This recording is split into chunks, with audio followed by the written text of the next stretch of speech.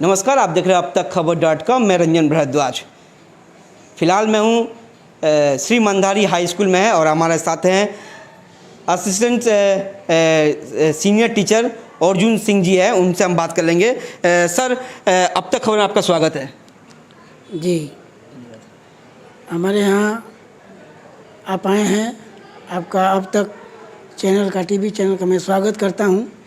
आप लोगों के इस कार्य पद्धति को देखते हुए आप लोग सही इलाके का जो सही खबर है, समस्याएं हैं, जनप्रतिनिधि के तौर पर आप लोग उठा रहे हैं और इससे बहुत ही बेहतर काम समाज में होगा।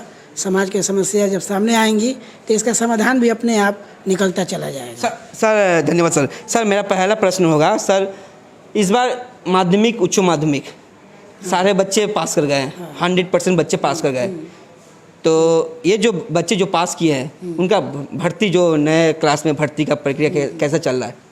भर्ती के लिए सरकार द्वारा निर्देशित है 2 तारीख से हम लोग भर्ती शुरू करेंगे। विभिन्न राज्य के विभिन्न स्कूलों में, सभी स्कूलों में 2 तारीख से एडमिशन शुरू हो जाएगा। इसके लिए फॉर्म दिए गए हैं, बच्चे फॉर्म लेकर आएंगे, उनका एडमिशन होगा। और सभी बच्चे पास किए हैं। पहले सभी बच्चे पढ़ते थे, सभी बच्चों को जगह मिलेगा ही। 11वीं कक्षा में उनको पढ़ने का मौका मिलेगा। सभी बच्चे सरकार द्वारा व्यवस्थित ढंग से पढ़ पाएंगे। स्कूलों में इसकी व्यवस्था निश्चित रूप से हो जाएगी। सर इस बार हम लोग जैसा देख रहे हैं कि सारे बच्चे 100% पास किए गए, सारे के मार्क्स अच्छे मार्क्स मिले हैं। लेकिन जो बच्चे अगर साइंस पढ़ना चाहते हैं, जो बच्चे आर्ट्स पढ़ना चाहते हैं, जो बच्चे कॉमर्स पढ़ना चाहते हैं, तो वो बच्चे कैसे समझेंगे कि, क्योंकि इधर लीजिए आपके स्कूल में स्टूडेंट्स कितने हैं जो माध्यमिक? ऐसा है, हमारे विद्यालय में इस बार 196 बच्चे माध्यमिक परीक्षा पास किए हैं। तो ये 196 जो विद्यार्थी हैं, तो जो सारे बच्चे पास कर गए हैं, तो अगर साइंस पढ़ना चाहे या कॉमर्स पढ़ना चाहे तो इस स्कूल में क्या व्यवस्था है? तो हमारे विद्यालय में सिर्फ कला की पढ़ाई होती है, आर्ट्स की पढ़ाई होती है। इसके अलावा जो बच्चे, जो छात्राएं जो हैं साइंस या कॉमर्स पढ़ना चाहती हैं, तो उनको दूसरे स्कूलों में जहाँ व्यवस्था है, जिस स्कूलों में व्यवस्था है साइंस की या कॉमर्स की, वहाँ वे एडमिशन लेंगे। मार्क्स की जो आपने बात उठाया कि सभी बच्चे अच्छे नंबर पाए हैं, तो ये नंबर जो बच्चे पाए हैं उसके आधार पर ही, उसी पर व्यवस्थित ढंग से कोई ना कोई एक फार्मूला निकलेगा कि किन बच्चों को साइंस दिया जाए, किन को कॉमर्स दिया जाए, किन को आर्ट्स दिया जाए। ये स्वतः ही एक व्यवस्था में या तो विद्यालय की जो प्रबंध कारिणी समिति है वो व्यवस्था लेगी, या तो निश्चित रूप से सरकार की तरफ से कोई एक निर्देश आएगा कि ऐसे ऐसे आप लोग करेंगे, इतने नंबर पर साइंस दिया जाए या इतने नंबर पर कॉमर्स दिया जाए और बच्चों को किस आधार पर आर्ट्स में दिया जाए। एक निश्चित रूप से व्यवस्था होगी। मुझे लगता है कि ये प्रबंध कारिणी समिति ही तय करेगी, क्योंकि जब सभी बच्चों का अंक अच्छा है, बेहतर है, तो उसमें हम लोग को तय करना पड़ेगा जो सबसे बेहतर हैं उन्हीं को साइंस में लिया जाए, जिनका नंबर सबसे बेहतर है उनको साइंस में लिया जाए। उसके बाद वाले बच्चों को कॉमर्स में लोग लेंगे और बाद वाले बच्चों को आर्ट्स में लेंगे। लेकिन ऐसी बात नहीं है। आर्ट्स, कॉमर्स, साइंस जो है सभी समान व्यवस्था की पढ़ाई है। बहुत रुचि रखने वाले अच्छे बच्चे भी आर्ट्स पढ़ते हैं, जो बहुत अच्छा नंबर लाए फिर भी वो आर्ट्स पढ़ते हैं। अच्छा नंबर लाने का मतलब साइंस ही पढ़ेंगे कोई ज़रूरी नहीं है। ये बच्चे पर निर्भर करता है कि वो क्या पढ़ना चाहता है और उसकी रुचि किस में है, साइंस में कि आर्ट्स में कि कॉमर्स में। वो अपने रुचि के अनुसार जाएंगे, या गार्जियन और परिवार बैठकर सलाह मशविरा करते हैं कि हमारा बच्चा क्या पढ़ेगा, और बच्चे की रुचि को जरूर अवश्य देखना चाहिए, उसके अनुसार ही बच्चों को पढ़ाना चाहिए। मेरा अपना व्यक्तिगत सोच है। सर जैसा कि हम देख रहे हैं सर, यहाँ पर उच्च माध्यमिक का जो एग्ज़ाम हुआ उसमें भी काफ़ी बच्चे पास कर गए। हिंदी बांग्ला मिलाकर बहुत सारे यहाँ पर स्कूल है, इसे बिचपुरा विधानसभा के अंतर्गत। लेकिन ये जो बच्चे अब कॉलेज में जाना चाहते हैं, तो कॉलेज में जाते समय तो देखा जाता है यहाँ पर एक ही कॉलेज है, काचावा कॉलेज। अगर रहा बात इतने सारे बच्चों का एडमिशन किस आधार पर होगा? ऐसा है कि इसके पहले भी रिजल्ट होता रहा है। ये कोविड-19 के चलते इस वर्ष ऐसा हुआ है कि 100% रिजल्ट दिखाई दे रहा है। लेकिन पहले भी जो रिजल्ट होते थे उसमें लगभग 85 से 87% तक की पूरे बंगाल में, पूरे राज्य में रिजल्ट हुआ करता है। तो मात्र 14-15% बच्चे ही बाकी रह जाते थे पढ़ाई से। सभी बच्चों को कहीं ना कहीं पहले व्यवस्था मिलती ही थी, और 15% या 16% जो बच्चे इस बार अधिक हो गए हैं उनकी भी व्यवस्था अत्यधिक सीट का परमिशन देकर, बढ़ाकर सरकार को करनी चाहिए कॉलेजों में, ताकि सीट की उपलब्धता रहे तो बच्चे पढ़ पाएंगे। या कहीं कहीं यदि हो सकता है तो जहाँ मॉर्निंग नहीं है वहाँ कोई अलग से सेक्शन खोला जाए, मॉर्निंग सेक्शन, डे सेक्शन है तो मॉर्निंग खोला जाए, इवनिंग खोला जाए, और वहाँ भी बच्चों की पढ़ाई की व्यवस्था की जाए ताकि सभी बच्चे पढ़ पाएँ। मुझे लगता है कि 15 से 16% बच्चों की ही समस्या है, बाकी तो हर साल पढ़ते ही थे। जितने बच्चे पास होते थे सभी कहीं ना कहीं व्यवस्थित हो जाते हैं, पढ़ते हैं।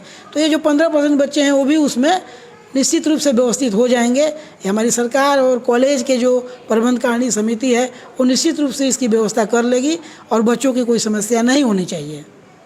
सर ये जो हम देख रहे हैं, अगर बात स्कूल की की जाए तो जो बच्चे आपके जैसे 196 स्टूडेंट्स हैं यहाँ पर, छात्र हैं, छात्रियाँ हैं, तो ये जो अभी फ़िलहाल कितने लोग फॉर्म फिलअप किए हैं ये 11वीं क्लास के लिए? हमारे विद्यालय में हर साल लगभग 150 के आसपास बच्चे 11वीं कक्षा में एडमिशन लेते हैं। कभी 160, 65 हो जाता है, कभी 140, 143 रह जाता है। लेकिन इस बार अभी तक 2 तारीख से एडमिशन होने वाला है, लगभग 100 के आसपास बच्चे अभी तक फॉर्म ले गए हैं। इससे लगता है कि बच्चे साइंस और कॉमर्स की तरफ रुचि रख रहे हैं, इसलिए दूसरे स्कूलों से फॉर्म लिए होंगे। नहीं तो हमारे यहाँ 196 बच्चे पास किए हैं, लेकिन 2 तारीख से एडमिशन है, लेकिन अभी तक लगभग 100 बच्चे ही फॉर्म ले गए हैं।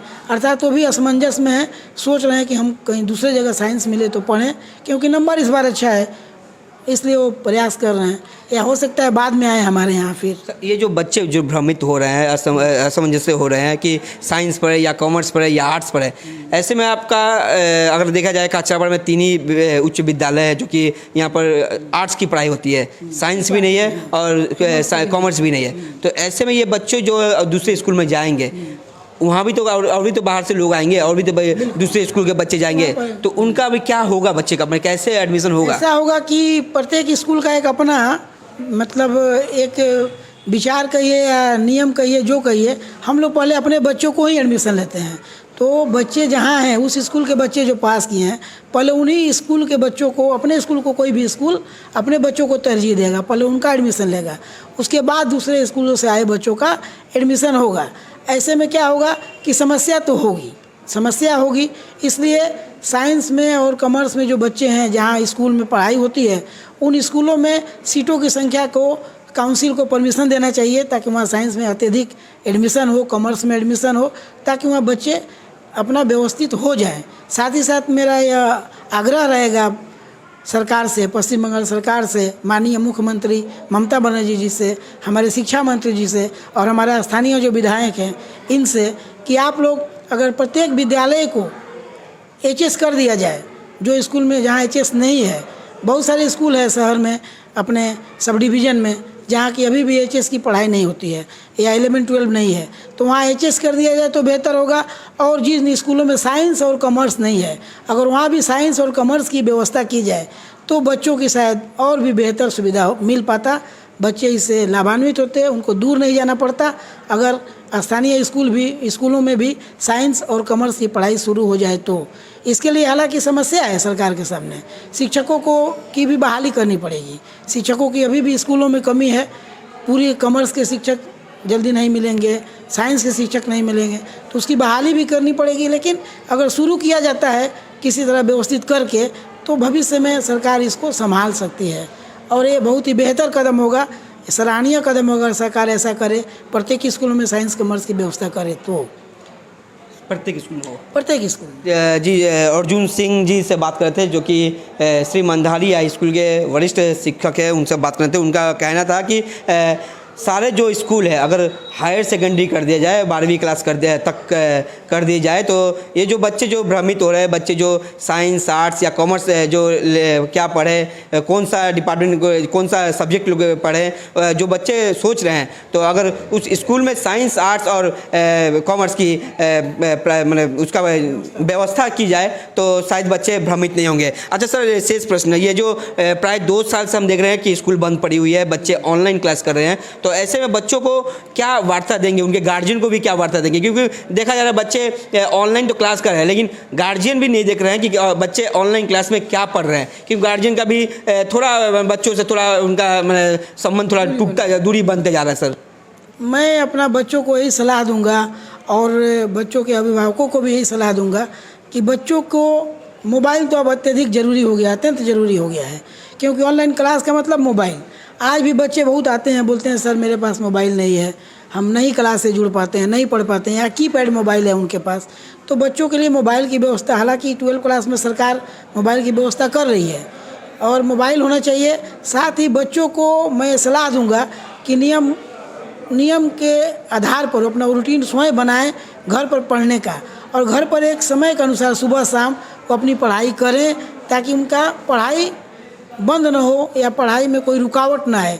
अगर वो पढ़ाई ठीक से करेंगे, किताबें उपलब्ध हैं, किताब वो ले ले, नोट्स उसके बाद हम लोग ऑनलाइन पढ़ाते हैं, वो ऑनलाइन पढ़ाई को अगर ठीक से फॉलो करेंगे बच्चे, तो मैं समझता हूँ कि उनको काफ़ी लाभ होगा, इससे बहुत लाभ होगा, और हमारे बच्चे कर भी रहे हैं।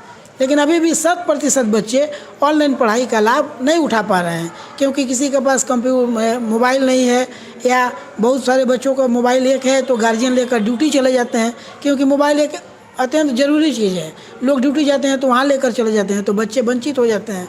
इसलिए बच्चों को अत्यधिक इससे जोड़ा जाए, जोड़ने की व्यवस्था की जाए।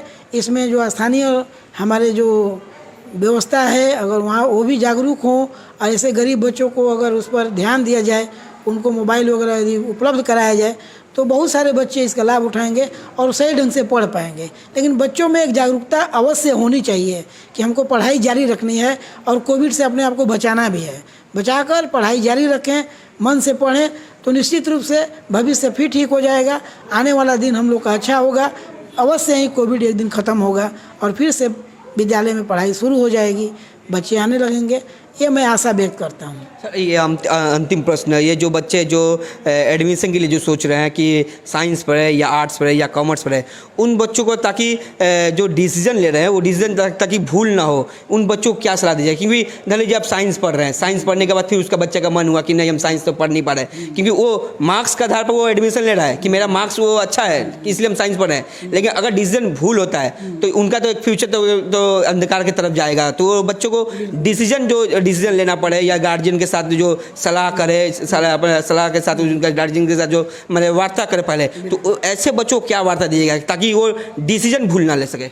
ऐसे बच्चे जो डिसीजन अभी उनका भूल ना हो, मैं उनको यही सलाह दूंगा कि बच्चे अपने केवल नंबर पर, ठीक है नंबर बेहतर है, ज़्यादा नंबर है इस बार, अच्छा नंबर आया है, तो नंबर के आधार पर तो जाए, लेकिन उनकी रुचि, अपने रुचि को देखें कि उनकी रुचि साइंस की तरफ है कि कॉमर्स की तरफ है या आर्ट्स की तरफ है। वो अपने रुचि को ध्यान रखें, और वो बेहतर, अपने आप को बच्चे बेहतर जानते हैं कि वो क्या जानते हैं, वो किस विषय में बढ़िया कर सकते हैं, उनसे बेहतर और कोई नहीं जान सकता है। इसलिए उनके अभिभावक को अपने बच्चों से राय मशवरा करनी चाहिए, और बच्चों की रुचि के अनुसार ही बच्चों को साइंस में, कॉमर्स में या आर्ट्स में डालना चाहिए, ताकि वो बेहतर रिजल्ट कर सके, भविष्य में बेहतर पढ़ाई कर सके और अपने भविष्य को बेहतर बना सके उस पढ़ाई के माध्यम से। हम लोग बात कर रहे थे वरिष्ठ शिक्षक अर्जुन सिंह जी से बात कर रहे थे, उनका वक्तव्य आप सुन रहे थे। आप देख रहे हैं अब तक खबर.com, देखते रहिए, साथ रहिए।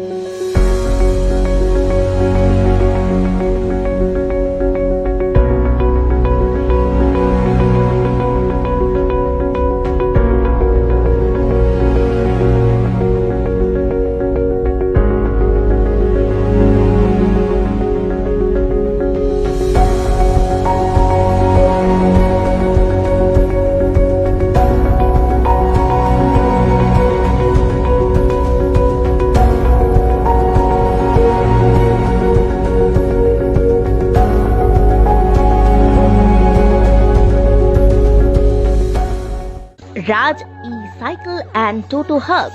এখানে উন্নত মানের অভিজ্ঞ মিস্ত্রি দ্বারা টোটো সার্ভিসিং ও রিপেয়ারিং করা হয়। যে কোনো সাইকেলকে মোটরসাইকেলে, ভ্যানকে মোটর ভ্যান, রিক্সাকে মোটর রিক্সায় পরিণত করা হয়। এছাড়াও দা, বটি, হেসো, কাস্তে, হাতুড়ি, ছেনি, কোদাল আরো অনেক কিছু গ্যারান্টি সহকারে সুলভ মূল্যে পাওয়া যায়।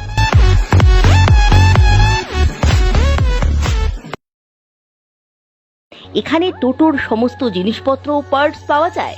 এবং নতুন ইলেকট্রিক সাইকেল ও এই ধরনের সব পার্টস যেমন মোটর, ব্যাটারি ইত্যাদি ন্যায্য ও সুলভ মূল্যে পাওয়া যায়।